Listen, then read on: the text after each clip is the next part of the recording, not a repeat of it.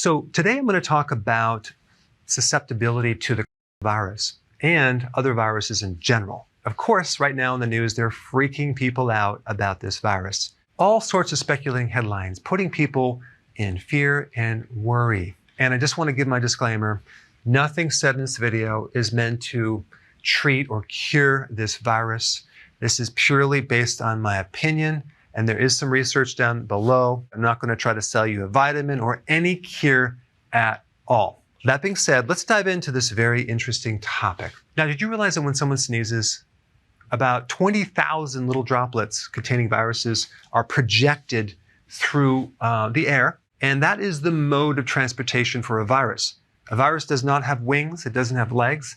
It has to be propelled in the air. It has to be contacted and put on your body surface and somehow invade the body. And certain viruses have targets for certain tissues. So if you can envision the virus like a tennis ball with these little spikes, and these spikes have affinity for different tissues depending on what virus it is. The coronavirus has affinity for the lungs, okay? So it's going to go in the lungs and do its purpose. Now, the Latin word for virus means poison. Now, viruses are everywhere. These biological entities are more abundant than any other entity on this planet. Just 1 liter of seawater contains over 100 billion viruses. So it really has to do with, are you susceptible to the virus? Now, the purpose of a virus is to deliver its DNA or RNA into the host cell, your cell, to be copied so it can actually continue. Now, DNA and RNA are just genetic material. So viruses can't do anything without the host, without you. So they're not really alive, they're not really dead. They have the potential of acting like they're alive and creating a lot of damage. So if we take a look at your cell right here, okay, and the virus, and this is definitely not in the right proportion because viruses are very, very, very tiny. Certain viruses are like 44 times smaller than bacteria. And they go through 5 stages. First one is they attach to your cell wall. Now realize that your immune system is looking for these guys and they're trying to kill it. So if you're susceptible to a virus, it has a much easier job of attaching and penetrating this wall right here. Now, the interesting thing about viruses is some viruses have this envelope around them that they take from your cell membrane, cover themselves, they actually steal it, and they hide, so they go underneath the radar, so your immune system cannot find them. So they attach, they penetrate, and then they go into the center part, which is the nucleus. You see, they don't have anything that can read this program. Let's envision you have this little CD, okay? This little round disc, and you're trying to listen to music. You're not going to be able to listen to music without some type of CD player, right? You need something to read it. Well, the virus does not have a reader. It uses your reader. All it has is the CD or the DNA. And it's definitely not going to be playing music. It just wants to replicate, okay, like a copy machine. So what it does is it penetrates, it hits the nucleus, it hijacks your copy machine, the duplicator. And when it does that, it starts to reproduce at a very fast rate. And this prevents your own body from using that machine. So your own body can now not replicate anymore. So that's not good. So now we have the replicating stage and then the assemble stage. So they're going to take different things, modify their structure, so then they can come out of the cell and hide from your own immune system. That's what they're going to try to do. So they're going to be released, and when they get released, the cell usually dies. Now, some viruses actually go dormant, okay? So that's called latent. So they just pretty much hang out and do nothing, and they wait, and they wait, and they wait until you're older, until you're weakened, until you're nutritionally deficient, until you're stressed, and then they come out. And this is why so many people get virus outbreaks during stress states, because these viruses are dormant. Another interesting thing about certain viruses is they can activate glycolysis. This is the release of sugar. Interesting. I'm going to come back to that in a little bit, but I do want to mention this one point. In a study that I read, which I'm going to put a link down below, when you decrease glucose metabolism, it weakens the influenza virus in laboratory tests. Now, that's very interesting. All right, susceptibility, okay? There are several factors that make you susceptible or vulnerable to viruses in general. Age. Now, here's the thing. There's nothing you can do about getting older. So, let's cross it out right now. Let's not talk about that because there's nothing you can do. Nutrients, nutrient deficiencies. There's a huge connection between nutritional deficiencies and the health of your immune system and the susceptibility for viruses, but there's not a lot of focus on this one area right here. And there's not a lot of research. There's some. I put it down below. We'll talk about this in a second. Genetics. Well, you can't do much about your genes. You can do a lot about the epigenetics, which involves your environment, stress, nutrition, what you eat, but you're given certain genes, okay? So we're not going to talk about that. All right, number 4, the health of your immune system. If your immune system is weak, you're more vulnerable, more susceptible to getting the virus and having it create more destruction. The microflora in your digestive system, also around your body, has a huge influence on your immune system. So when you take antibiotics or you sterilize the body, you greatly increase the chance of getting infections. So antibiotics, steroids, drugs, chemotherapy, all break down your immune system and make you weak, so you can't fight these things off. Also, if you have a pre-existing chronic disease, that makes you susceptible to getting a virus. Number 6, stress. I've already talked about this a little bit, but stress significantly increases risk of infections and viruses. I put some data down below. Your adrenal glands are really the gland that regulates your stress.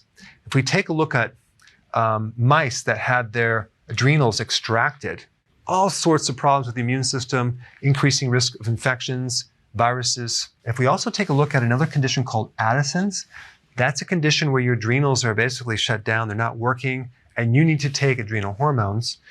You'll see a lack of killer T cells in this condition. Interesting. You need killer T cells to defend against viruses. Also, your risk of infections go way up. So the adrenals are definitely involved.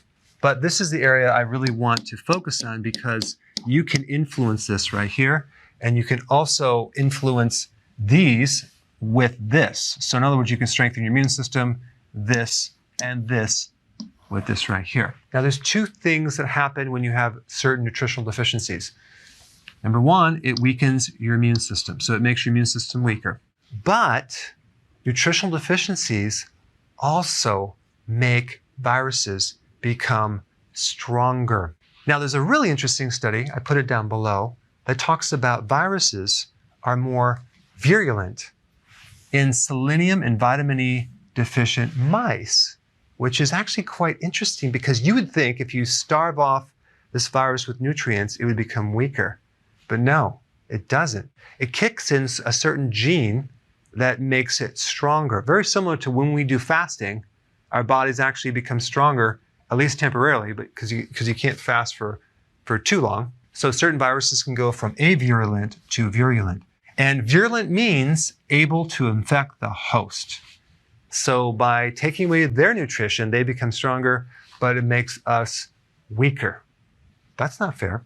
Now let's go to the next section that I want to just kind of touch on this one topic on age for a second. Now, if we take a look at the fatality rate of the coronavirus, in this age group right here, 80s and older, you see a 14.8% death rate. And let's take a look at if you're 70 or older, it's 8%, okay? 60 comes way down to 3.6% death rate. If you're in your 50s, it's only 1.3%. 40s, 0.4, that's less than 0.5% chance of dying once you're infected. I mean, look at this, 30s, 20s, or let's say you're in your teens, 0.2% chance, okay? This is extremely low. This is really important to know because if you read the news, they make it sound like everyone's going to die. Okay, so that's not true. Let's take a look at a couple other things. Here's the virus compared to other viruses. There's 121,000 cases. If we take a look at the fatality percentage, it's 3.9%, okay, in 113 countries. If we compare that to Ebola, SARS, and MERS, look at this. Ebola is 40%, okay, fatality rate. SARS is 9.6%. MERS is 34.4%. So the coronavirus actually has the lowest fatality rate, at least of these four right here. It's just interesting information because sometimes, again, the news distorts things and it makes it sound like everyone's going to die when that's not actually true. It really depends on the strength of the immune system and how strong you can resist it. All right, let's talk about the key nutrients involved in viruses in general. One, vitamin C. That's probably the most important vitamin of all vitamins for viruses. It's a very well-known antiviral nutrient. It decreases the time that you have a cold. It decreases the risk of certain lung infections. It can help decrease the susceptibility of getting an infection in general, and it also can increase the white blood cell. Now, China right now is doing a study on vitamin C in the actual city where the coronavirus originated from. They're giving people 24,000 milligrams of intravenous vitamin C for 7 days. We'll have to see the results on that, but that's actually quite interesting. Viruses in general, when you're infected, deplete your vitamin C. That would make sense as a strategy because if you can decrease the vitamin C, you can decrease the white blood cell. Vitamin C has the tendency to upregulate normal T killer cells. Vitamin C is also necessary to make interferon. And interferon stops viruses by killing the infected cell. So the cell that's been infected with the virus and its closely associated neighbors. So it really will help wipe out viruses. Now, one of the best ways to get vitamin C is through food. And hands down, the food that has the most vitamin C is sauerkraut. Normally, a person needs between 70 and 90 milligrams of vitamin C per day. Certain types of sauerkraut can give you up to 700 milligrams per cup. So that's a really good source. It's also in bell peppers, it's in leafy green vegetables, and it's in a lot of other foods as well. Number two, vitamin E, very, very important in building up your resistance to viruses. Selenium, another really important trace mineral. Zinc, involved in over 200 enzymes, but vital for your immune system. And then, of course, you have vitamin D. Viruses have this interesting strategy to downregulate the vitamin D receptor because apparently somehow it knows that vitamin D is one of the key modulators for the immune system. It helps control it. And this is probably one of the reasons why people get sick in the winter, in the flu, more than during the summer, because the sun will give you vitamin D. As far as getting selenium and zinc, you can get that from fish and seafood. Vitamin E comes from vegetables, nuts, and seeds. Anyway, this is a long video. Thanks for hanging in there. If you have not seen my video on how to strengthen your immune system, I put it up right here. Check it out.